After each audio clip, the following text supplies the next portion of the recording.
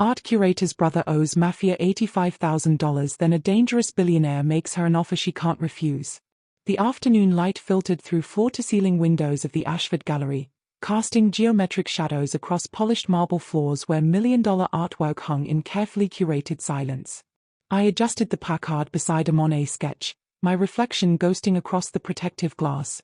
26 years old, graduate degree in art history, and barely making rent in a city that devoured dreams as casually as it created them. Chicago's Gold Coast attracted a specific clientele, the kind who purchased impressionist pieces as investments rather than passion, who understood provenance better than beauty. My position as junior curator paid enough to survive, though not enough to solve the problem burning through my phone. 17 missed calls from my brother Marcus, each one representing another $1,000 he owed to people who collected debts in broken bones rather than legal proceedings. The gallery's owner, Mrs. Adelaide Winters, swept through the main exhibition space with her usual theatrical flair, silver hair perfectly coiffed despite the autumn wind outside. "Elara, darling, we have a private viewing scheduled for 6. Mr. Donovan specifically requested you present the Baroque collection personally." My stomach tightened at the name. James Donovan, 42 years old, self-made tech mogul with rumored connections extending far beyond Silicon Valley into Chicago's shadowy infrastructure. He'd attended 3 gallery openings in the past month, always alone, always watching me with dark eyes that missed nothing. "Of course," I replied, smoothing my black sheath dress. The uniform of invisible expertise that let me fade into backgrounds while discussing Caravaggio's use of light or the significance of Dutch still lifes. Mrs. Winters leaned closer, her Chanel No. 5 overwhelming. "Be charming, dear. Mr. Donovan has expressed interest in acquiring our entire Flemish Masters collection. That's $8 million if negotiations proceed smoothly." The gallery closed to public visitors at 5, leaving me alone with security guard Davis and the quiet companionship of centuries-old art. I reviewed my notes on the Baroque pieces, though I could recite their histories from memory. Years of study compressed into 15-minute presentations for people who'd never actually look at the paintings once they hung in climate-controlled storage. At precisely 6, the gallery's electronic doors unlocked with a soft chime. James Donovan entered like he owned the space, which given his wealth, he probably could. Tailored charcoal suit, Italian leather shoes that probably cost more than my monthly salary, and that penetrating gaze that immediately found mine across the exhibition hall. "Miss Ashford," he greeted, his voice carrying a faint Irish lilt softened by years in America. "I appreciate your staying late." "Mr. Donovan," I acknowledged, gesturing toward the Baroque wing. "The collection you expressed interest in is this way." He followed at a measured pace, not looking at the artwork yet, but maintaining his focus on me in a way that made my professional composure waver. "You studied at the Art Institute," he stated rather than asked. "Graduated top of your program, published 3 papers on Renaissance forgery techniques, and turned down curator positions at both the Met and the Louvre."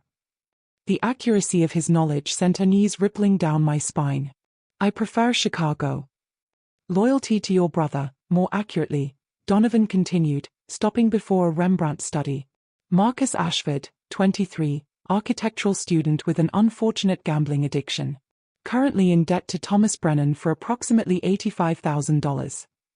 The blood drained from my face. Thomas Brennan, Chicago's Irish boss whose legitimate construction empire masked operations the FBI had been investigating for decades. "How do you know that?" "I make it my business to understand people before I engage with them professionally." Donovan's attention finally shifted to the painting, though I sensed his awareness remained fixed on my reaction. "Your brother has until Friday to pay, or Brennan's collection methods become significantly less civilized." My hands trembled as I clutched my presentation folder. "Why are you telling me this?" "Because I'm offering you a solution." He moved to the next piece, a Dutch masterwork depicting a seemingly innocent domestic scene. "I need someone with your expertise, discretion, and motivation.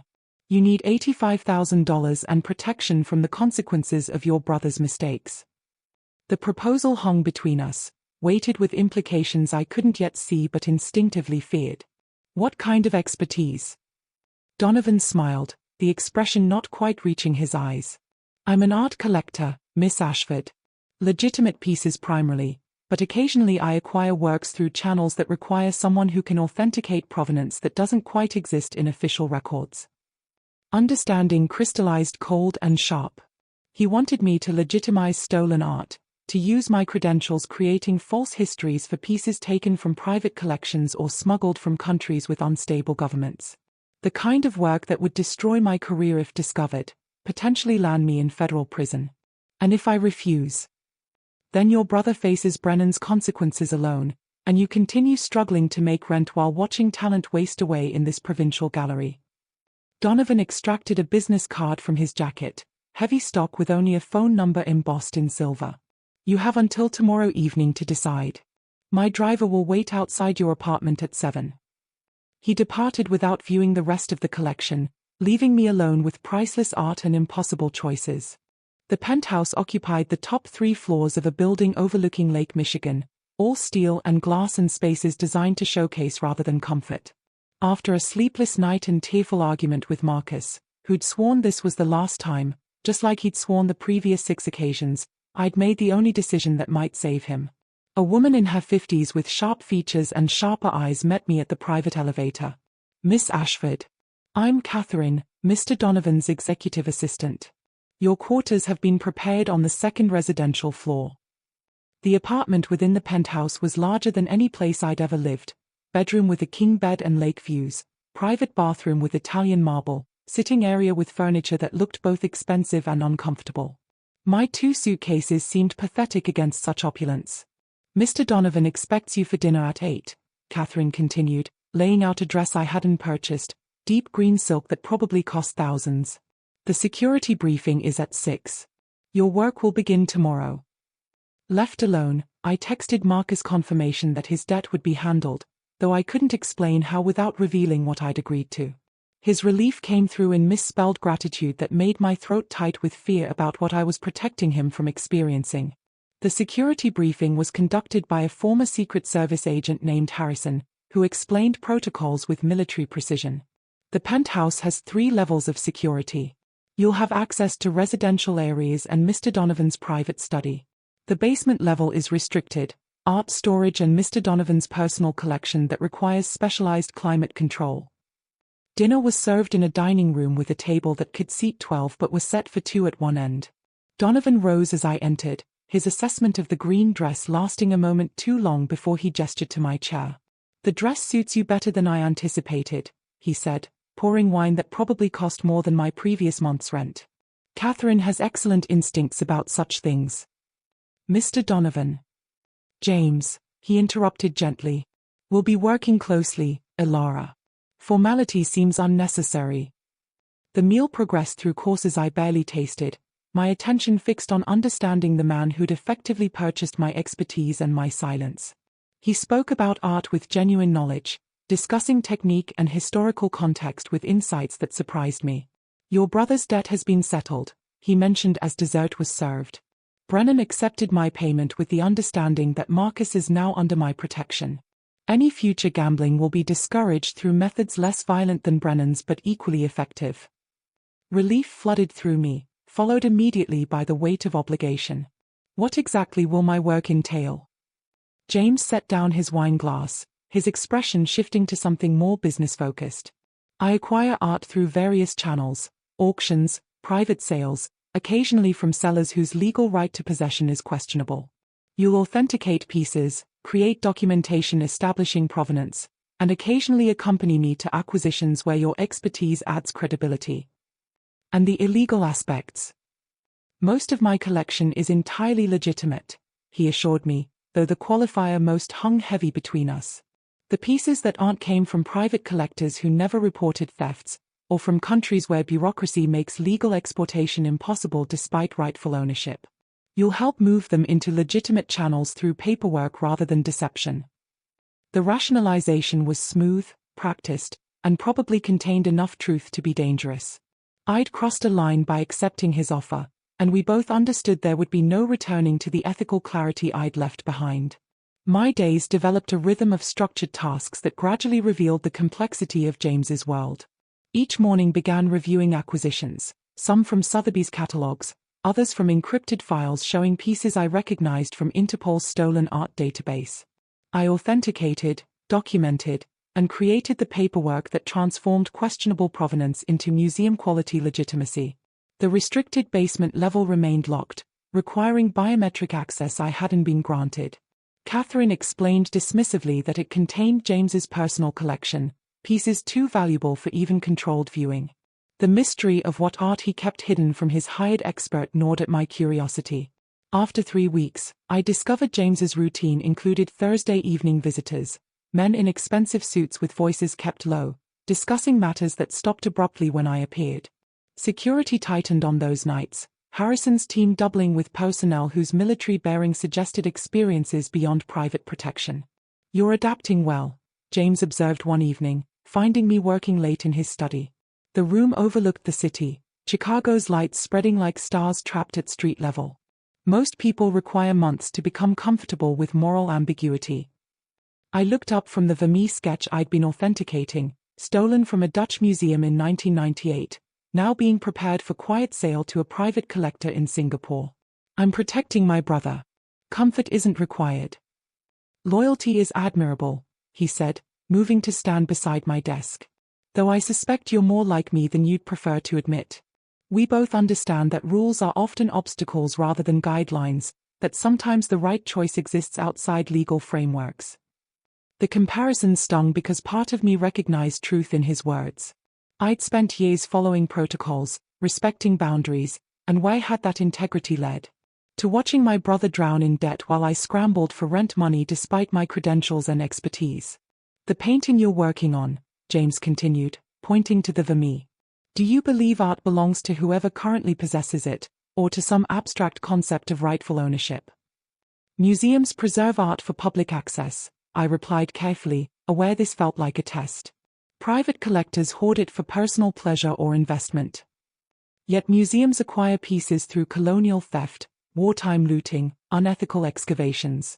Is their possession more legitimate because it carries institutional approval?" His dark eyes held mine, genuinely curious about my answer rather than trying to convince me of his position. "The difference is transparency and access," I countered. "Museums can be held accountable.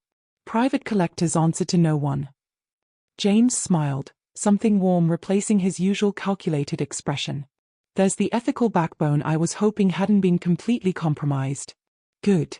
I prefer working with people who still wrestle with right and wrong rather than those who've abandoned the distinction entirely." The conversation marked a shift in our relationship.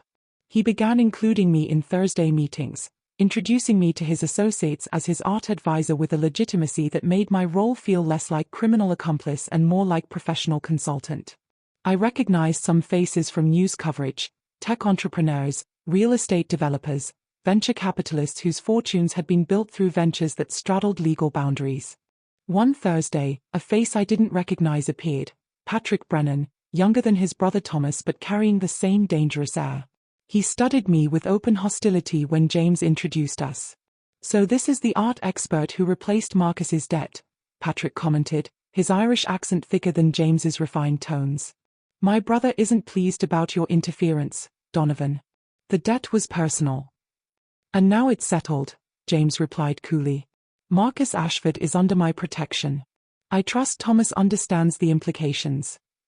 Tension crackled between them, something deeper than simple business disagreement. "The Southside territories are still in dispute," Patrick pressed. "You agreed to mediation. Which I'll honor when Thomas stops testing my patience by threatening people I've claimed." James's voice carried edge I'd not heard before, authority that made Patrick step back despite obvious desire to escalate. After Patrick departed, James found me in the study where I'd retreated. "The Brennan family and I have complicated history," he explained, pouring whiskey with hands that remained perfectly steady despite the confrontation. "My protection of your brother creates complications, but manageable ones." "What kind of history?" The question escaped before professional boundaries could stop it. James handed me a glass, settling into the chair opposite mine. "My father worked for Thomas's father 30 years ago. Construction, supposedly, though the buildings they erected weren't always approved by zoning boards or built with union labor. When my father tried to leave, start his own legitimate business, The Brennans considered it betrayal. His gaze drifted to the window, though I suspected he saw past Chicago's skyline to memories that still carried weight. They made an example of him. House fire, official investigation found nothing criminal, but everyone understood the message. I was 14. Understanding settled cold in my chest. You built your empire to challenge them. I built my empire to be untouchable, he corrected quietly. Money legitimately owned, connections that extend into government and law enforcement, enough power that the Brennans can't simply remove obstacles the way they did with my father. The revelation shifted something fundamental in how I viewed James. Not a criminal who'd chosen this path for profit, but someone who'd weaponized success as protection against trauma. The distinction mattered, though it didn't absolve either of us from the moral compromises we were making. The charity auction at the Museum of Contemporary Art marked my first public appearance with James, wearing a midnight blue gown that Catherine had selected with her usual impeccable taste. Remember, James instructed as we exited the car, you're my art advisor. Nothing more or less to anyone who asks. Photographers captured our arrival, his hand at my back a possessive gesture that would fuel speculation in tomorrow's society pages. Inside, Chicago's elite circulated through galleries temporarily converted for the evening's fundraising, their practiced conversations mixing charity with networking. James, darling, a voice interrupted our examination of the auction catalogue. A woman in emerald silk approached, her beauty the kind that came from genetic lottery and expensive maintenance. I'd heard you were seeing someone new. How refreshingly young she is. Siobhan, James acknowledged without warmth. I wasn't aware you were back from Dublin. Elara, this is Siobhan Brennan, Thomas's daughter and an old family acquaintance. The connection to the Brennan family sent alarm through me. Siobhan's green eyes assessed me with calculation that made Patrick's hostility seem straightforward by comparison. Art advisor, she repeated, her accent lilting mockery.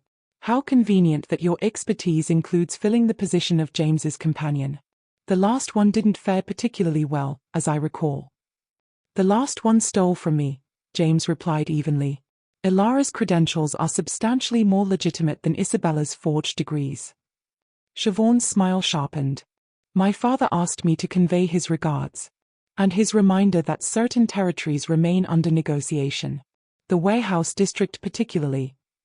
Tell your father I'll respond to legitimate business proposals through proper channels, James said, his tone dismissive. Not through social ambushes at charity functions.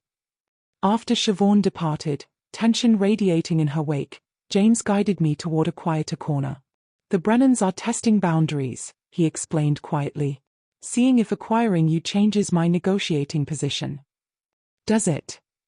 I asked, uncertain whether I wanted him to admit vulnerability or maintain the untouchable facade he projected.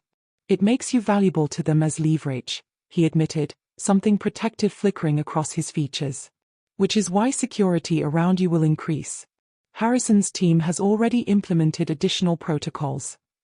The auction progressed through items whose values seemed divorced from artistic merit, provenance and name recognition mattering more than beauty or technique. James bid selectively, acquiring a Basquiat sketch and a Warhol print while passing on pieces that drew fierce competition from other collectors. Near evening's end, a final item appeared, an antique pocket watch, 18th century with intricate engravings and a history tied to Irish nobility. From the estate of the O'Brien family, the auctioneer announced. Starting bid at $50,000. James's posture shifted, attention fixing on the watch with intensity that seemed disproportionate to its value. Bidding escalated quickly, the price climbing as James competed against a phone bidder whose identity remained anonymous.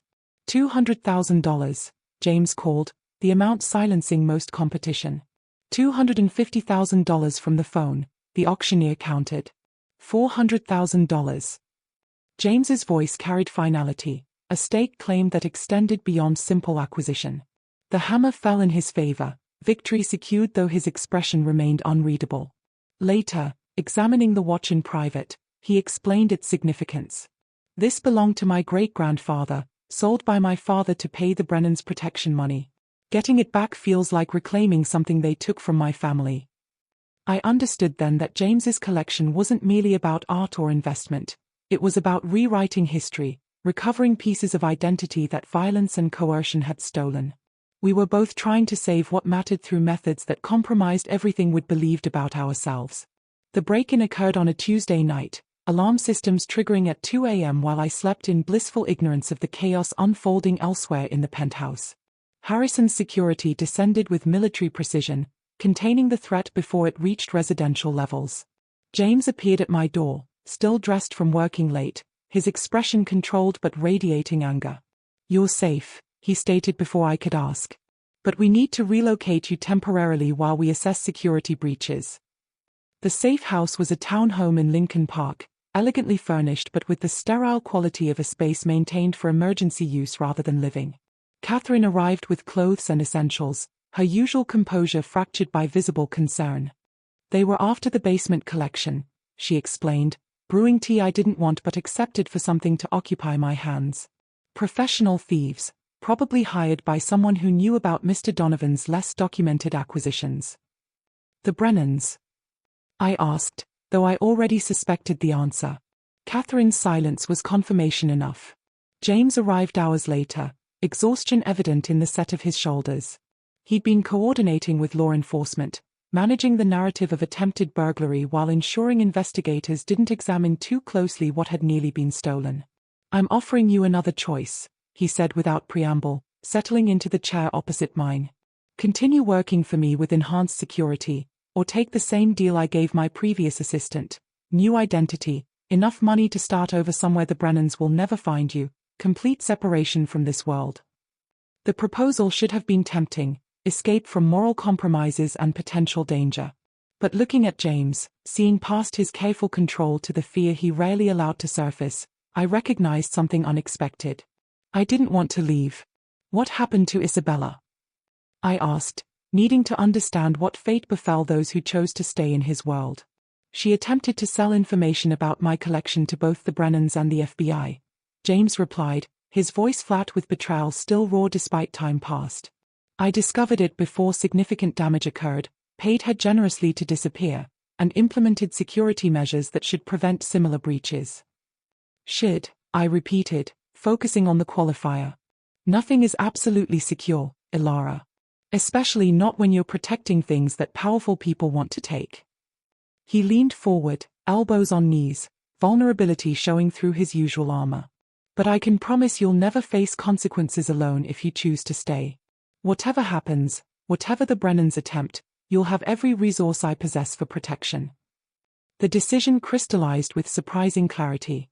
"I'm staying," I said simply. "Not because I need your protection or money anymore, but because you're right, I am like you. Rules stopped mattering when following them meant abandoning people I care about." Something shifted in James's expression, relief mixed with respect and perhaps the beginning of emotions neither of us had anticipated when this arrangement began. He crossed to where I sat, gently lifting my chin until our eyes met directly. "Then we do this properly," he said quietly. "No more secrets between us. I show you everything in the basement collection, explain the full extent of my operations, and you decide with complete information whether this world is one you can inhabit long-term." The basement level revealed a collection that would have made museums weep with envy. Impressionist pieces stolen from private homes, Renaissance sketches smuggled from Italian estates, contemporary works taken before artists achieved fame that would trigger international attention. Each had documentation I'd created, false provenance that appeared legitimate enough to satisfy casual inspection. But in the corner stood a temperature-controlled vault containing what James called his personal collection, pieces he'd never sell, never display, never allow anyone to see. With biometric access granted, he revealed artwork that took my breath away despite everything I'd already seen. "These belong to my father," James explained, gesturing to modest paintings that clearly held emotional rather than monetary value. "And these," he continued, moving to pieces whose quality spoke of masters, "I've recovered over the years.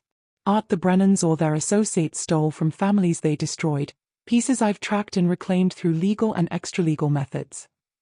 A Monet landscape hung beside a Degas sketch, each with attached documentation showing their theft from private collections decades ago.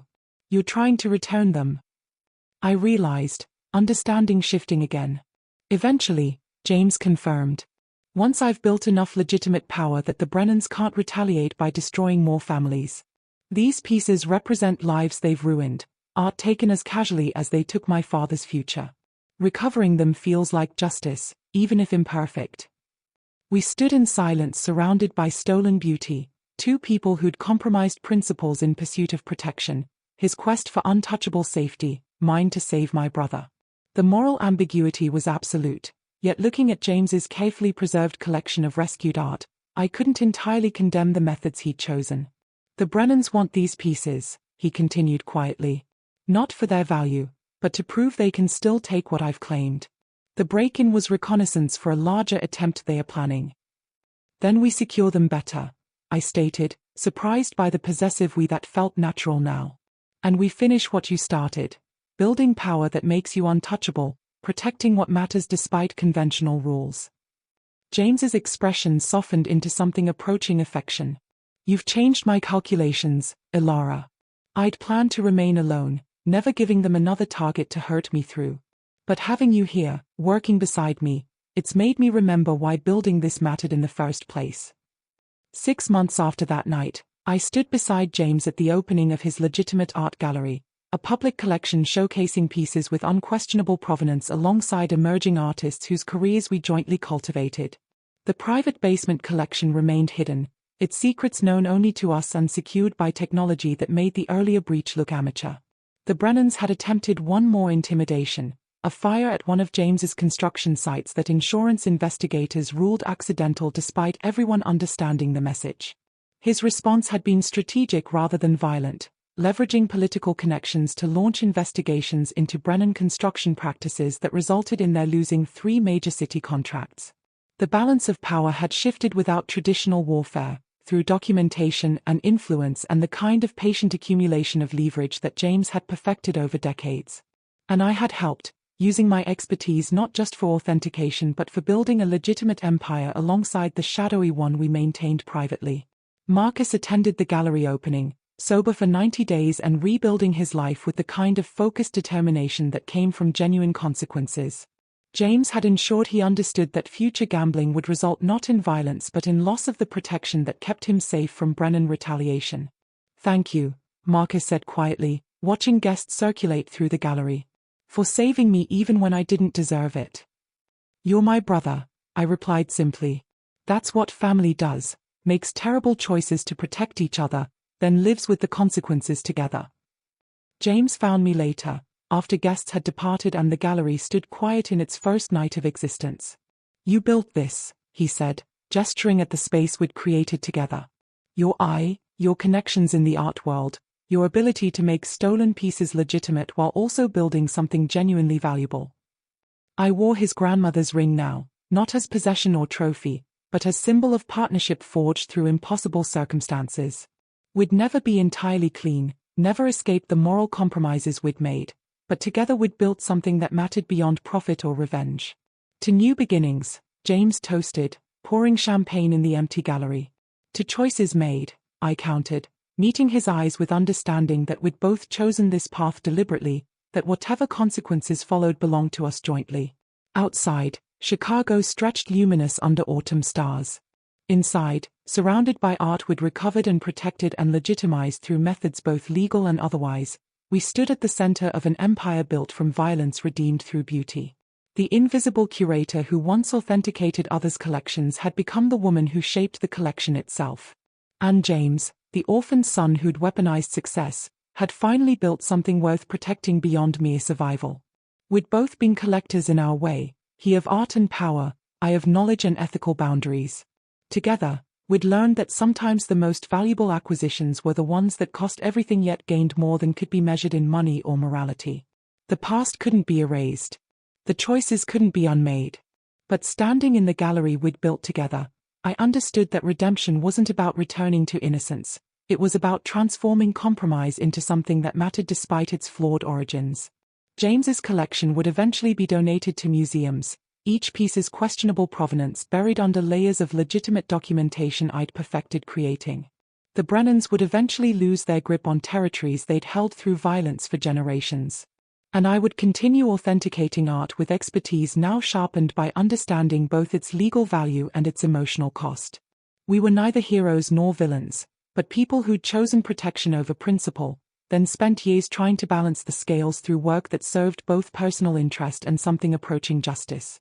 The collector's prize wasn't the art itself, but the transformation of theft into preservation, of violence into legacy, of two people's compromises into partnership that somehow created beauty from shadows. And in Chicago's glittering night, surrounded by centuries of art rescued from darkness, that felt like enough.